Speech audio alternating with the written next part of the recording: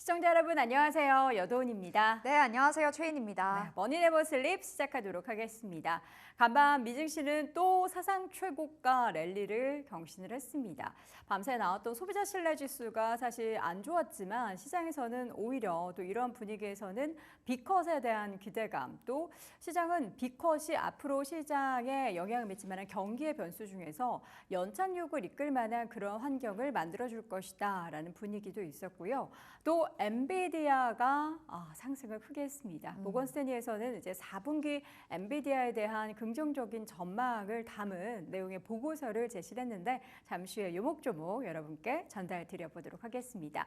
3대 지수 마감 상황 한번 볼까요? 모두 올랐습니다. 일단 S&P 500 지수 5,700선을 넘어서면서 상승세 이어가고요. 나스닥 지수도 강한 상승 보이면서 0.5%대 오른 18,074포인트 선, 다우 지수도 0.2% 오르면서 42,208선까지 올랐습니다. 네, 간밤에 미국 소비자들의 자신감을 나타내는 대표적인 경제 지표 컨퍼런스 보드의 소비자 신뢰 지수가 공개가 됐습니다. 9월 기준선 밑으로 떨어진 숫자가 나왔는데요. 9월 소비자 신뢰 지수 98.7이 나오면서 기준선인 100을 밑돌았습니다. 상향이 조장됐었던 그 8월에 105.6에 비해서 굉장히 큰 폭으로 떨어지면서 3년 내 최악이었다라는 평가도 좀 받아가고 있는 모양새인데요. 그렇다 보니까 경제 상황이 나쁘다고 보는 소비자들이 낙관적인 소비자들보다 많다는 쪽으로 좀 풀이가 되고 있습니다. 이 때문에 이 신뢰 지수가 발표가 되고 나서 뉴욕 증시는 일제히 하락으로 등을 돌렸었다가 다시금 반등에 성공을 해줬습니다. 국제유가도 자리하고 있는데요. 오펙이 2050년까지 세계 석유 수요 증가를 전망하는 최신 예측을 보도를 했습니다. 인도나 아프리카 등 경기의 확장, 그리고 전기차, 그리고 대체 연료로의 전환이 생각보다 점진적으로 이루어질 거다라는 분석이었습니다. 2045년까지 세계 석유 수요가 하루 100만 배럴까지 올라갈 거다라는 이야기도 내보였었는데요. 이와 더불어서 국제유가를 끌어내린 그 요인 중에 하나가 중국 경기의 침체였었는데요. 간밤에 중국이 이 경기 부양 지준율 올해 안에 0.5%포인트 인하하겠다라는 이슈가 있었습니다. 그렇다 보니 국제유가도 반등을 해줬고요. 엔비디아가 정말 강하게 올라갔습니다. 120달러에서 장을 마쳤는데요. 젠슨 왕의 주식 매도가 끝났다라는 소식이 전해졌었고요. 그리고 이와 함께 모건스탠리에서 블랙웰이 지금 대량 생산에 들어갔다라는 보도가 나왔습니다. 지금 투자 심리가 고조가 되어가는 모양새고요. 앞으로 블랙웰이 4분기에 45만 개의 출하가 예정이 된다라는 분석, 매출은 100억 달러 이상의 매출이 나올 거다라는 이야기가 있었습니다. 120달러, 엔비디아 4% 넘게 올랐습니다. 네, 엔비디아뿐만 아니라 인텔도 올랐고요. 반도체 쪽에 있어서 다시 한번 이제 겨울이 아니라 다시 바람이 분다라는 이야기가 나올 정도로 반도체 쪽에 초록불이 좀 강하게 들어왔습니다. 전체 맵을 보시면 좀 혼조를 보이지만 반도체 그리고 테슬라, 이미 소비재단에서의 강세가 눈에 띄실 텐데요. 일부 종목들의 하락이 두드러지기는 했지만 그래도 계속해서 차츰차츰 상승세가 이어지고 있고 종목에서 특정 섹터로 몰린다라기보다는 전체 섹터 안에서 개별 종목의 장세가 펼쳐지고 있다 정도로 해석해 보시면 되겠습니다. M7 종목들은 혼조를 보였는데요. 마이크로소프트는 1%대 하락, 그리고 엔비디아를 비롯한 반도체 종목들은 일제히 좀 상승을 했습니다. 특히나 엔비디아 같은 경우에는 모건스탠리에서의 보고서, 대체적으로 모건스탠리는 최근에 좀 반도체 안 좋은 이야기들을 많이 했는데 이 좋은 이야기를 내놔서 좀 이례적이었습니다. 4분기부터 블랙웰이 이제 드디어 출고가 될 건데 출하되면서 발생하는 매출에 의해서 엔비디아에 대한 기대감을 내놓는 보고서를 발간을 했고요. 인텔 같은 경우에는 최근에 계속해서 투자자들이 눈독을 들이고 있죠. 그 가운데 주가는 1%대 추가 상승을 했습니다. AMD와 브로드컴, 퀄컴 등의 종목들도 일제히 상승세를 보였고요. 바로 옆에 있는 세일스포스 그리고 우버 등의 종목들도 함께 오르는 모습 보였고 반도체 장비 쪽에 있어서도 강세를 보이는 모습이었습니다. 애플의 주가도 추가 상승하면서 0.4%대 올랐고요. 구글도 올랐지만 메타는 고점 부근에서 약보합권 소폭 쉬어가는 모습이었습니다. 아마존도 강보합권 정도에서 마감이 됐고요. 최근 테슬라의 주가 움직임 좋죠. 밤 사이에도 1.7% 추가적으로 더 올랐고 홈디포와 로우스 등의 종목들도 함께 오르는 모습이었습니다. 반면 필수 소비재 쪽에 있어서는 종목들이 대거 좀 쉬어가는 모습이었습니다. 월마트의 주가는 올랐지만 다른 종목들 코스트코, 코카콜라, P&G, 펩시코 등의 종목들은 좀 쉬어갔고요. 종목 안에서 지금 에스티로더가 또 초록불을 켜고 있는데 최근에 화장품 쪽에 있어서는 이야기가 참 잠잠한데 주가가 올랐습니다. 어제 소식을 전해드렸던 나이키의 주가 추가적인 상승 이어가고 있습니다. 이번에 CEO 교체로 인해서 과연 모멘텀을 받을 수 있을까에 대한 의구심을 가지고 있긴 하지만 어쨌든 추가적인 상승 보이고 있고요. 국제유가가 강세로 돌아선 가운데 에너지주들은 그 힘을 받지 못했습니다. 그동안 수요 같은 경우에는 중국의 경기 침체 그리고 미국 쪽 경기 침체에 대한 영향으로 좀 국제유가의 하락을 야기시켰는데 어제 대규모 부양책을 발표한 중국 덕분에 이 국제유가가 올랐지만 에너지 관련된 종목들은 좀 쉬어가는 모습이 나타났습니다. 다른 종목들도 지금 업종을 보시면 좀 혼조를 보였고요. 헬스케어도 최근에 계속해서 주가가 전체적으로 좀 함께 오른다라기보다는 혼재가 보였고 일라일릴리, 화이자 정도를 제외하고는 모두 하락 흐름이 보였고요. 어제 이제 가장 좀 큰 폭의 하락을 보였던 게 이 아래에 보이시는 비자입니다. 비자의 주가가 5% 넘게 하락을 했는데요. 최근 미국 법무부에서는 다양한 대기업들에 대해서 특히 빅테크뿐만 아니라 다양한 기업들에 대한 반독점에 대해서 소송을 하고 있습니다. 비자 같은 경우에도 밤새 법무부에서 반독점 관련한 소송을 하겠다라는 내용들이 발표가 되자 주가는 5% 하락했고 다른 카드사 중에서는 아메리칸 익스프레스 0.4%, 마스터카드도 2% 가까이 밀렸습니다. 자, 그럼 오늘 특징적인 기업은 또 뭐가 있었을지 최인엠과 확인해 볼까요? 네, 간밤에 비자부터 살펴보겠습니다. 네. 앞서 비자 설명 주셨는데요. 좀 더 상세하게 풀어볼게요. 미국 법무부가 비자를 이 직불카드 시장에서 반독점법으로 혐의로 고소를 했습니다. 지난 24일에 뉴욕 남부 연방법원에 제출한 소장에 따르면 비자가 비자 외의 결제 수단을 쓰려는 가맹점에 불이익을 줬고 그리고 경쟁사에 돈을 주면서 시장 진입을 막았다라고 주장이 나왔습니다. 또 비자가 페이팔이나 애플, 블록 등 비자와 경쟁할 수 있는 제품을 개발하던 기술 기업에 시장 진입을 하지 않는 대가로 수천만 달러를 지급했다. 그 혐의도 받고 있다라고 덧붙였는데요. 이에 비자가 주가 급락이 나왔고요. 간밤 4% 넘게 떨어지면서 275달러에서 장 마쳤습니다. 자, 그리고 두 번째로는 썬런 살펴보겠습니다. 태양광 관련주죠. 골드만삭스로부터 매수 의견 그리고 목표가 20달러를 재확인 받았습니다. 지난 월요일에 장 마감 후에 주택건설업체 톨브라더스와 태양광과 그리고 에너지 저장 설비 설치를 위한 파트너십을 체결했다는 소식이 있었는데요. 앞으로 썬런이 더 큰 시장의 점유율을 확보할 수 있고 그리고 신축 주택 건설 부분에서도 더 많은 물량을 확보할 수 있을 거라는 평가가 나와주고 있습니다. 아울러 지금 미국에서 주거용 태양광 시장이 회복세를 보이고 있어서 썬런 수혜받을 거다라는 분석인데요. 그리고 해리스 수혜주의 그 대표 종목이기도 합니다. 태양광 관련주. 지금 트럼프 대비해서 해리스가 조금 더 우세한 상황이다라는 여론의 그 결과가 발표가 됐었기 때문에 이 부분에도 힘을 받아간 모양새입니다. 그렇게 큰 폭의 상승은 아니었습니다. 장중에 계속해서 보합권 그 수준에서 등락을 보였었고요. 18달러에서 장을 마쳤습니다. 자, 그리고 세 번째로는 보잉 살펴볼게요. 보잉은 계속해서 그 노조 파업이 이어지고 있습니다. 지금 2주째로 접어들었는데요. 보잉이 성명을 통해서 시애틀 공장 노동자들에게 30%의 임금 인상을 제안했습니다. 이 조건이 최종 조건이고 그리고 9월 27일 말까지만 유효하다라고 그 공약을 내세웠는데요. 하지만 노조는 이를 거부했습니다. 그러면서 보잉의 주가도 계속해서 하방 압력을 받아가는 모양새인데요. 최근 주가 계속해서 내림세를 이어가고 있습니다. 간밤에 0.3% 하락으로 155달러에서 문 닫았습니다. 자, 그리고 마지막으로는 인텔인데요. 인텔 최근에 정말 이슈가 많죠. 간밤에도 있었는데 호재였습니다. 인텔 최신 인공지능 AI 칩을 출시했다는 소식이었는데요. 가우디 3 출시가 됐다라고 합니다. 지난 4월에 가우디 3를 이미 공개를 한 바 있었습니다. 그 공개 이후에 5개월여 만에 정식 출시를 알린 거고요. 현재 전 세계적으로 가장 수요가 높은 엔비디아의 H100 그리고 AMD의 MI300X와 경쟁을 하는 AI 칩으로 보시면 되겠습니다. 가우디 3가 H100보다 이 효율이 2배 이상 높다고 하고요. 그리고 AI 모델을 1.5배는 더 빠르게 실행을 할 수 있다고 하는데요. 인텔은 간밤에 1%대 상승 보이면서 22달러에서 장 종료가 됐습니다. 이렇게 네 가지 특징주 살펴봤습니다. 네, 이번에는 좀 더 자세한 미국 주식 이야기 풀어가 보도록 하겠습니다. 오늘도 머니네버슬립 이유린 팀장과 함께 할게요. 어서 오세요. 안녕하세요. 네, 반갑습니다. 자, 머니네버슬립은 프리미엄 미국 주식 컨텐츠를 여러분께 매일매일 제공해드리고 있습니다. 좀 더 자세한 이야기가 궁금하신 분들은 유튜브 검색창에 머니네버슬립을 검색해 보시기 바랍니다. 자, 그럼 오늘 증시 포인트는 과연 뭘까요? 확인해 보겠습니다. 경제 정말 괜찮은 거 맞아? 밤새 나왔던 지표 가운데 소비자들의 심리 지수가 굉장히 꽁꽁 얼어붙은 걸로 나왔죠. 네, 맞습니다. 이날 투자 심리가 다소 위축되는 모습 보였었는데요.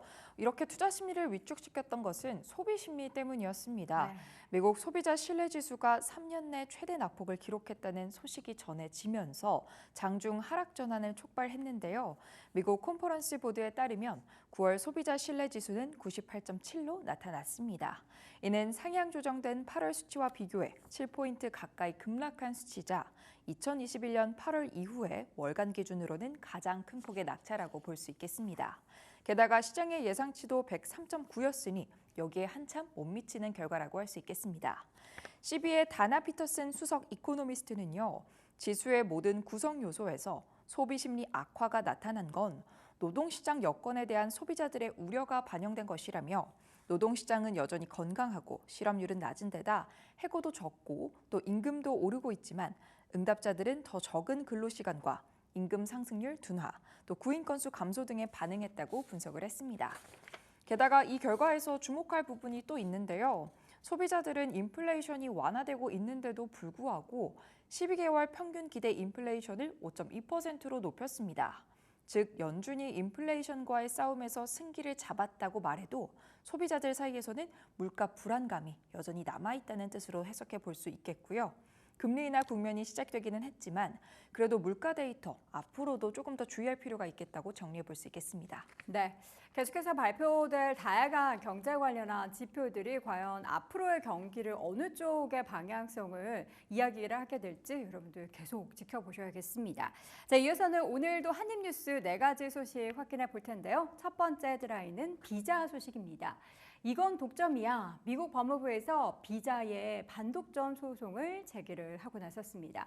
높은 수수료 부과하는 부분 경쟁 억제에 책임이 있다라는 것이 골자였는데요. 바이든 정부에서는 지금까지 계속해서 소비자 물가를 억제하는 대책을 지속을 했는데 그 일환이라고 볼 수 있겠습니다. 비자 내용 확인해 볼까요? 미국 법무부가 비자를 상대로 반독점 소송을 제기했습니다. 현재 비자는 미국 내 직불 거래의 60% 이상을 처리하고 이를 통해 매년 약 70억 달러의 수수료를 벌어들이고 있는데요. 이를 놓고 법무부는 비자가 높은 수수료를 부과하고 있으며 잠재적 경쟁자에게 금전적 보상을 제공하여 경쟁을 억제했다고 주장하고 있습니다. 바이든 행정부는 소비자 물가 상승을 억제하기 위한 수단으로 수수료 문제를 다루고 있습니다. 대선을 앞둔 현재 쉽게 물러서지는 않을 것이다. 이렇게 또 해석해 볼 수 있겠습니다. 네, 비자뿐만 아니라 다른 카드사들에게는 이게 호재로 받아들이게 될지 또 페이팔 같은 경우에는 오히려 반사이익에 대한 기대감에 주가가 올랐는데요. 관련된 기업의 내용 계속해서 체크해 보겠습니다. 자, 이어서는 메타 소식 확인해 보겠습니다. 메타 서약할 수 없습니다. 자발적 AI 안전 서약에 거부를 했습니다. 2027년 AI법 시행 전까지의 임시 방안인데요. 서명 거부한 게 법적 제재는 없지만 계속해서 메타에 대한 압박의 가능성은 있다라고 합니다. 자세한 내용 확인해 볼까요? 네, 메타가 유럽연합이 마련한 자발적 인공지능 안전 서약을 거부하고 나섰습니다. 이 서약은 2027년 AI법이 완전히 시행되기 전까지 임시로 마련된 방안으로요. AI법의 주요 원칙을 미리 따를 것으로 약속하는 조치인데요. 서명하지 않는다고 해도 법적인 제재는 없지만 그럼에도 고객, 투자자, EU 규제 당국과의 신뢰를 쌓을 기회인 만큼 마이크로소프트, 또 구글 등의 다른 기업들은 이 서약에 서명할 것이라는 입장을 밝힌 바 있습니다. 이에 상대적으로 메타가 압박을 받을 수도 있겠다라는 분석도 나오고 있습니다. 네. 자, 메타가 지금 사상 최고가 경신하고 나서 주가 고점 부근에 있는데 이러한 소식이 또 주가 하락에 야기가 나타나게 될지도 지켜보겠습니다. 이어서는 오픈 AI 소식입니다. 새로운 인공지능 음성 비서의 론칭 소식인데요. 오픈 AI가 새롭게 음성 비서 기능을 탑재된 그 서비스를 제공하기 시작을 했습니다.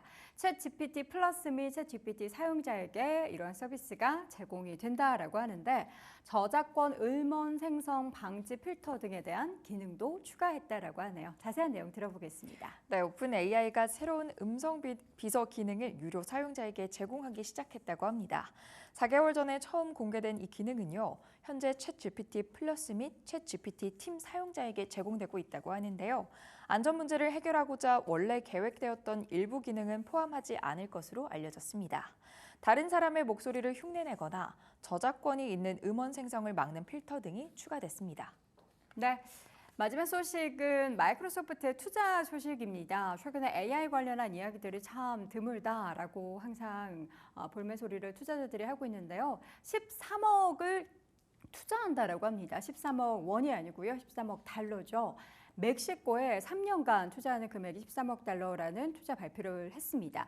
멕시코 쪽에 이제 클라우드 컴퓨팅이나 관련한 AI 인프라를 구축한다라는 것이 그 내용이고요. 사티아 나델라 CEO는 AI 중소기업 활성화 노력의 일환이다라고 이야기했다라고 하죠. 마이크로소프트 이야기 확인해 보겠습니다. 네, 마이크로소프트가요, 향후 3년 동안 멕시코에서 클라우드 컴퓨팅 및 인공지능 인프라 구축을 위해 13억 달러를 투자할 것이라고 밝혔습니다. 사티아 사넬라 CEO는 멕시코의 연결성과 또 AI 기술을 중소기업에서 더욱 활성화시키기 위한 노력의 일환이라고 해당 프로젝트를 밝혔습니다. 네. 자, 이렇게 해서 오늘도 한입뉴스 4가지 간단하게 확인해봤고요. 좀 더 자세한 종목 뉴스 하나씩 열어보겠습니다. 첫 번째 소식은 스타벅스 이야기입니다. 최근에 CEO 교체 이후에 스타벅스 CEO는 어떤 방향으로 스타벅스를 이끌어가겠다라는 청사진을 발표를 했는데 시장에서는 스타벅스가 턴어라운드를 하기 위해서는 좀 긴 시간이 필요하다라고 분석을 하고 있네요. 네, 스타벅스 입장에서는 계속해서 쉽지 않은 상황이 흘러가고 있는 것으로 보여집니다. 관련된 소식 준비해 봤는데요. 먼저 CEO 교체로 새로운 변화를 꾀하는 스타벅스가 단기간 내에 회복할 것은 어려울 것이라는 전망이 나오고 있습니다. 24일 CNBC에 따르면 투자은행 제프리스의 앤디 베리시 애널리스트는 스타벅스에 대한 투자 의견을 보유해서 언더퍼폼으로 하향 조정했습니다. 목표 주가는 기존 80달러에서 76달러로 4달러 낮추는 모습을 보였고요. 해당 베리시 애널리스트는요, 스타벅스의 신임 CEO로 임명된 브라이언 니콜이 전략적으로 변화를 꾀하고는 있지만 이 운영과 문화, 기술과 관련된 문제는 해결하는 데 시간이 꽤 걸릴 것이라고 진단에 나섰습니다. 또한 여기에 덧붙여서 전략 실행은 도전적일 것이라는 말을 했는데요. 신임 CEO가 과감하고 진취적인 방향을 설정했더라도 이를 실행하는 것은 또 다른 문제가 될 수 있다고 본 것입니다. 아직 제대로 된 변화가 시작되기 전인데 주가가 급하게 올랐다 이렇게 보고 있는 것으로도 또 해석해 볼 수 있겠는데요. 베리시 애널리스트는 니콜 CEO의 임기 초기에 그의 계획에 대해 알려진 바가 거의 없는 상황에서 스타벅스 주가가 너무 이른 상승을 보였다고 이렇게 생각한다며 생각을 전했습니다. 네. 니콜 CEO 교체에 대한 사실 기대감으로는 스타벅스를 뭔가 빠른 변화를 기대하는 것은 한계가 있다라는 건데 그렇다면 시장에서 느끼는 불확실성은 여전한 것으로 보이고 있습니다. 관련해서는 어떻게 좀 분석을 하고 있는지 내용 들어볼까요? 네, 이렇게 스타벅스에 계속해서 존재하고 있는 불확실성이 해당 애널리스트는요, 향후 12개월 동안 이어질 것으로 보고 있습니다. 네. 지난 6주 동안 크게 상승했던 주가는요, 여기서 멈추고 또 떨어지기 시작할 것 같다 이렇게 전망에 나섰는데요.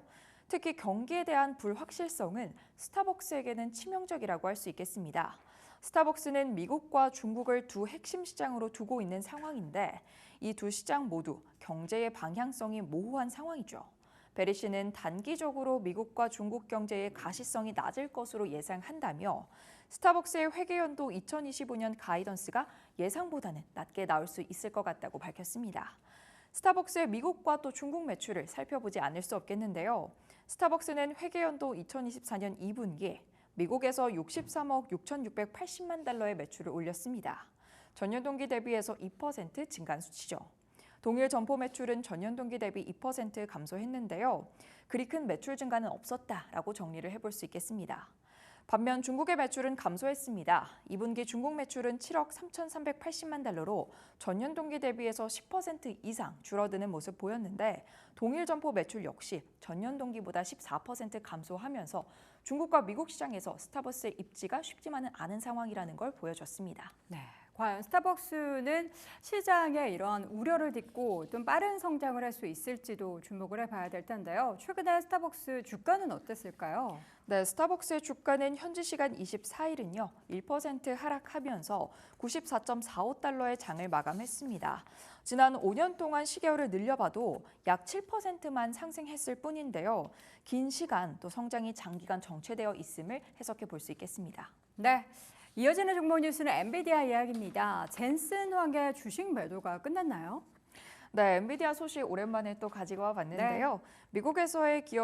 미국에서는요, 기업의 고위직이 주식을 매도하기 전에 그 계획서를 미리 제출합니다. 그렇죠. 언제 또 얼만큼 주식을 매도할지 대략적으로 공개를 하는 건데요. 이를 통해서 시장은 기업의 주요 인사의 매도 계획을 미리 알 수 있습니다. 이는 정보의 투명성을 높이고 또 정보의 비대칭성을 높여준다고 볼 수 있겠는데 엔비디아의 젠슨 황 CEO에게도 당연히 이 같은 룰은 적용이 됐습니다. 현지 시간 24일 CNBC에 따르면 젠슨 황은 지난 3월 중순 최대 600만 주를 매각하는 거래 계획을 규제 당국에 제출을 했습니다. 그리고 젠슨 황은 6월 13일부터 9월 12일 사이에 계획된 주식을 매도했는데요. 이를 통해서 7억 달러 이상을 현금화했음을 체크해 볼 수 있었습니다. 이렇게 기업의 핵심 인사의 주식 매도는 종종 악재로 여겨집니다. 다만 젠슨 황의 추가적인 주식 매도가 당분간 없을 것이라는 점은 일정 부분 호재로 또 작용을 할 수도 있겠는데요. 즉 젠슨 황의 대규모 매도 계획이 발표되었을 시점에 악재였던 것이 실제로 그 계획이 마무리 단계에 접어들면서 조금은 해소가 되었다라고 전반적으로 해석을 해볼 수 있겠습니다. 이뿐만 아니라 이제 블랙웨어 관련해서도 좀 긍정적인 이야기가 나오고 있죠. 네, 또 다른 긍정적인 소식은 블랙웰이라고 짚어볼 수 있겠는데요. 엔비디아의 블랙웰 칩이 현재 대량 생산에 돌입을 했으며 주요 고객들의 수요가 성장 잠재력을 견인하고 있다고 모건 스탠리가 밝혔습니다. 블랙웰은 엔비디아가 개발한 차세대 GPU 아키텍처인데요. 인공지능 워크로드, 또 데이터 센터, 슈퍼컴퓨팅 등에서 활용되도록 설계가 되었다고 볼 수 있죠. 엔비디아의 블랙웰 아키텍처는 전작인 호퍼 아키텍처의 후속작으로 더욱 강화된 성능과 또 에너지 효율성을 제공할 것으로 예상이 되고 있습니다. 모건 스탠리는 이에 더해서 엔비디아가 4분기 45만 개의 블랙웰 칩을 출하할 것으로 추정이 된다며 이 새로운 칩에는 약 100억 달러의 매출을 올릴 것으로 기대가 있다고 또 전했습니다. 또한 모건 스탠리는 최근 오라클이 13만 1000개의 엔비디아 블랙웰을 탑재한 제타 스케일을 발표했다고 또 해당 블랙웰에 대한 기대감을 덧붙이기도 했습니다. 네, 엔비디아 주가가 밤사이에 엄청나게 올랐는데 과연 이러한 소식이 계속해서 추가적인 상승을 야기시킬 수 있을지 기대해 보겠습니다. 오늘도 머니네버슬립 이유림 팀장과 함께했습니다. 고맙습니다. 네, 머니네버슬립은 프리미엄 미국 주식 컨텐츠를 여러분께 매일매일 제공해드리고 있습니다. 좀 더 자세한 이야기가 궁금하신 분들은 유튜브 검색창에 머니네버슬립을 검색해 보시기 바랍니다.